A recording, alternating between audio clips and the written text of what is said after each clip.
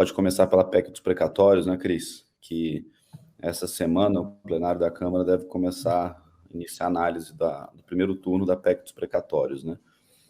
O relator Hugo Mota teve o seu relatório aprovado na semana passada pela comissão especial. Para a PEC ser aprovada são necessários aí 308 votos. O texto fixa um limite para o pagamento de dívidas judiciais e altera a correção do teto de gastos, né?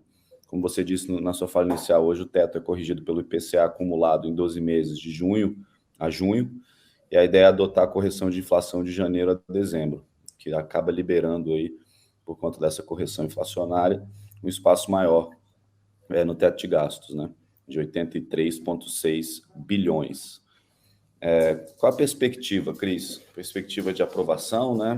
E como você está vendo esse texto chegando no Senado depois da aprovação na Câmara e do Senado? Como é que está a cabeça do Pacheco para isso? Muita gente perguntando se o teto pode ser flexibilizado ainda mais por meio de emendas, como funciona a alteração do texto na Câmara dos Deputados. Lembrando que a PEC dos precatórios ela abre o espaço, né? Mas é a MP que está com o Marcelo Aro que define o preço do Auxílio Brasil. Como que está essa situação da PEC dos precatórios, principalmente no Senado? Acho que na Câmara a gente já tem uma sinalização positiva de aprovação. O que a gente tem que ficar de olho, principalmente como é que se dá essa mudança do texto no plenário? Lucas, é interessante isso, porque é o seguinte, o prazo para apresentação de emendas a essa PEC, como toda emenda constitucional, é no período de 10 sessões que essa PEC ficou em discussão lá na comissão especial, né?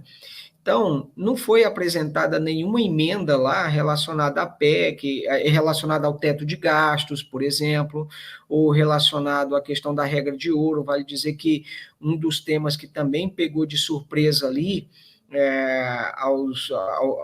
no mercado foi uma possibilidade que o relator abriu da lei orçamentária poder quebrar eventualmente a regra de ouro, né?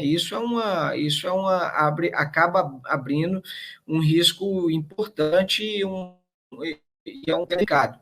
Mas os parlamentares, eles não podem alterar esse teto. Por exemplo, sugerir que, na verdade, seja de dezembro a novembro do ano seguinte esse reajuste do teto, por exemplo, porque não existe emenda nesse objetivo. Não foi apresentado durante a fase de discussão na comissão especial, até porque nem se falava nisso, né? O que pode acontecer eventualmente são as pessoas apresentarem destaques supressivos para retirar essas coisas do teto, né? Retirar por exemplo, essas menções, essa menção, por exemplo, à regra de ouro. Né? Agora, no Senado, aí, como o jogo começa do zero, todas as alterações podem acontecer lá. Agora, por mais que o Senado faça eventualmente alterações, fica difícil, Lucas, para o Senado. Primeiro, o governo manda uma sugestão de aprovar o imposto de renda, aí o Senado não aprova, diz que isso não é isso que vai resolver a questão do Auxílio Brasil. Aí chega uma emenda constitucional da PEC dos precatórios tentando propor uma solução. Fica difícil também para o Senado dizer, não, isso também não é. Qual é a solução, eventualmente, né? Então, o Senado precisa dizer, então, qual que seria o caminho, porque se o imposto de renda não é, a PEC dos precatórios não é, então qual que seria, né? Então, pode até ser que, eventualmente, o Senado faça mudanças ao texto e promova alguma alteração. Agora, fica simplesmente complicado o Senado simplesmente dizer, não, a gente não vai votar ou segurar, quer dizer, inviabilizar isso. Eleitoralmente fica complicado. Agora, uma derivada dessa matéria, Lucas, no Senado, é o seguinte, aqui, o projeto de lei do imposto de renda, o governo colocava uma enorme pressão, dizendo que precisava disso para resolver o programa do Auxílio Brasil. Agora, se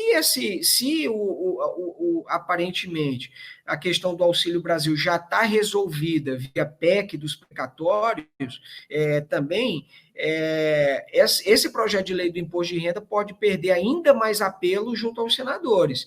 E aí, o senador Ângelo Coronel, que resiste, né, a esse projeto de lei, pode demorar, de fato, não aprovando o projeto ou fazendo profundas alterações a ele, né? Então, Ele chamou o projeto de a pior peça que ele já viu em sua vida pública, né? pois é, então ele vai ter que transformar isso, ou ele com uma, vamos dizer assim, com uma grande habilidade, transforma isso numa peça razoável ou boa, né? Ou vai ficar postergando. Vale dizer que essa semana a Comissão de Assuntos Econômicos do Senado também realiza uma audiência pública para discutir esse projeto. Então, a tendência reduziu ainda mais, Lucas, com essa equação, a perspectiva de votação do projeto de lei do imposto de renda lá no Senado, porque a equação aí já está dada. Agora, uma coisa que a gente aborda aí também, Lucas, no Política Brasileira dessa semana, é que uma perna da questão do Auxílio Brasil foi resolvida. A outra, que é a medida provisória que o governo editou, ela ainda não está resolvida, porque o deputado Marcelo Aro, que é relator, ele tem falado, por exemplo, em garantir um reajuste anual, desses programas, ele tem falado, existem emendas lá que tentam aumentar esse valor para R$ 600. Então, sem dúvida nenhuma, vai ser uma votação de risco para o governo. O governo poderia simplesmente deixar essa medida provisória caducar, mas o aspecto negativo para o governo é que, para ele, do ponto de vista eleitoral, o governo queria muito ter essa questão do Auxílio Brasil, essa marca social para o governo Bolsonaro, né? E sem a medida provisória, não tem, volta a ser o Bolsa Família, que foi implementado pelo ex-presidente Lula. Então, o Bolsonaro quer.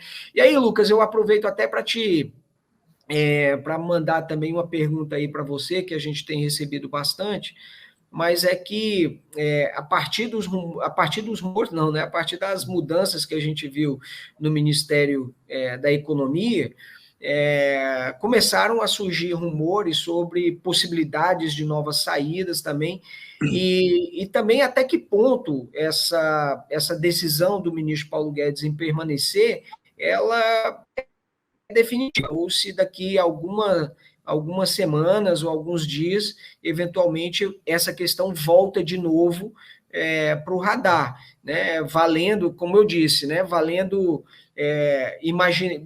imaginando, por exemplo, que o Congresso Nacional acabe impondo uma nova derrota ao governo nessa votação do Auxílio Brasil, ou então que a medida, ou que a PEC dos precatórios não sai exatamente como a equipe econômica quer, enfim, o que você tem ouvido também por aí?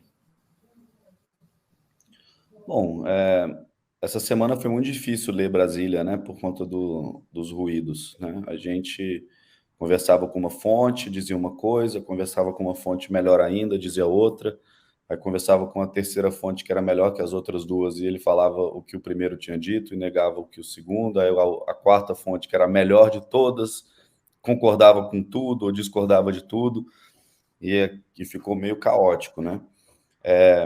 Dentro do gabinete ali do ministro Paulo Guedes, o que eu percebo é um desejo muito grande de ficar, de permanecer. Existe uma pressão enorme da ala política. Eu sei que aquela notícia que saiu, acho que foi do Valdo Cruz, né, de que alguns interlocutores muito próximos ao Bolsonaro sondaram no mercado alguns nomes, né? É verdade, isso aconteceu. Eu posso confirmar essa informação, mas eu acho que foi no sentido de perguntar alguns nomes em caso de plano B, C e D, caso a situação do Paulo ficasse absolutamente sustentável, ou ele tomasse uma decisão, né? As pessoas podem acordar e tomar uma decisão. Não quero mais. Enfim, cansei, vou largar aqui. Isso acontece, né? Às vezes você dorme com a certeza absoluta e acorda com a cabeça mudada, né? Essas análises políticas de ministro permanecer, claro, a gente consegue identificar algumas tendências ali, mas às vezes isso tudo é desmontado por conta de uma decisão pessoal que você não consegue prever. Eu acho que o Bolsonaro ele não tem muita alternativa do que fazer com o ministro Paulo Guedes nesse momento. Ele gosta do Paulo, ele sabe que o ministro Paulo Guedes, a saída dele deixaria o mercado mais tenso, apesar do mercado não acreditar tanto na força do Paulo de segurar o ímpeto de gasto do governo, mas ele se sente confortável que ele possa deixar o dano um pouco menor. E o que o Bolsonaro poderia fazer nesse sentido? O problema hoje não é a mudança do Paulo Guedes como indivíduo, do economista Paulo Guedes, é da linha de raciocínio. Se falou do Mansueto. Por que o Mansueto toparia? Para o Mansueto entrar, ele teria que mudar a sua cabeça ou o Bolsonaro mudar a sua. O Mansueto, se caso entrasse no ministério, ele teria que flexibilizar o que ele acredita, o que não deve acontecer, ou o presidente Bolsonaro teria que mudar de ideia sobre o Auxílio Brasil, para ficar 100% dentro do teto, no jeito que o teto está desenhado hoje, né, de junho a junho. Agora, se o Bolsonaro mudasse de ideia, de fato, gente, recebi o recado do mercado, não vamos mudar o teto, vai ser R$300. Aí por que o Paulo sairia? Então, hoje eu vejo que quando você conversa com pessoas muito próximas ao ministro, ali com fontes dentro do gabinete do Paulo, eles falam muito em missão, a gente tem uma missão aqui, a gente tem um dever, então não parece ter indicação ali de saída. Eu acho que sempre vai ter o rumor de saída do Paulo Guedes, sempre. Por ele ser um ministro controverso, por a gente estar vivendo numa situação de números que são ruins na economia, em desemprego, inflação, isso pressiona. Mas eu não vejo hoje essa sendo a tendência. Eu acho que há riscos no horizonte, principalmente esse risco que você levantou na questão da MP do Auxílio Brasil, né? O desenho do auxílio foi feito por medida provisória, o relator é o deputado Marcelo Aro, que ele defende duas direções que contrariam a fórmula do Paulo Guedes. Ele propõe um reajuste maior para o programa, que seja incorporado de forma permanente, mais do que os 20% que foi anunciado, e ele também propõe uma possibilidade de ter um reajuste anual, o que hoje não existe. Esses são os problemas que o Paulo tem com o relator, com o Marcelo Aro, mas outros problemas podem aparecer, né? Porque há uma série de emendas oferecendo auxílio emergencial de R$600 ao longo de 2022. O Bolsonaro pode eventualmente vetar, mas a gente tem que lembrar que o Congresso tem a última palavra. O Congresso pode derrubar. Então, o veto por si só não é capaz de resolver o problema do Paulo Guedes, né? Porque isso, caso acontecesse, voltaria. Não acho que ele saia agora, mas eu não tenho como cravar algo que pode, às vezes, mudar por conta de uma decisão muito pessoal. Lucas, lembrando que ele também ainda precisa ir depor, né, na Câmara dos Deputados, e eventualmente esse é um novo estresse, vamos dizer assim, que pode acontecer entre ele e a ala política, né, especialmente dependendo de como... Porque o Paulo Guedes ele não leva desaforo para casa, então me lembro que na época que Eduardo Cunha era presidente da Câmara, né, e houve uma ida do ministro Cid Gomes, à época ministro da Educação, ele ministro da Dilma, e ele fez um bate-boca muito forte ali com o presidente da Câmara, e ele acabou não restando a ele a presidente, na época, outra alternativa a não ser demiti-lo, né? Então, o Paulo também, nessa ida à Câmara dos Deputados, e a informação interna é de que ele ficou bastante contrariado o fato até mesmo da base do governo ter votado pela ida dele lá. Quórum constitucional, né? 310 votos, exatamente. Então, isso também é uma... E vale lembrar que a saída dele tem que acontecer brevemente, até meados de novembro, porque a lei determina pelo menos 30 dias, dentro de 30 dias, senão ele incorre em crime de responsabilidade, né? Então, isso tem que acontecer, e veja que isso pode eventualmente até acontecer, quem sabe, entre até o primeiro e o segundo turno da PEC dos precatórios e tal. Enfim, são ruídos que ainda podem acontecer entre o ministro Paulo Guedes e o meio político. Sem falar nessa menção que eu citei hoje, que ele fez ao presidente do Senado, Rodrigo Pacheco, de dizer que não é possível que o ministro Pacheco tenha um comportamento político. Enfim, a gente percebe ainda potenciais atritos entre ele e a ala política. E o que você mencionou também aí, de que ainda que ele não mude a linha, qual o sentido de eventualmente haver troca, seria justamente isso, de ainda que mantenha a linha, mas às vezes, dependendo da postura que você adota, né, pelo menos desobstruir o canal, vamos dizer assim, ainda que você siga na mesma linha de entendimento, de defesa de política econômica, enfim. Eu acho que a saída é improvável pelo fato do Bolsonaro não ter uma escolha clara e fácil, ele não saberia dizer quem.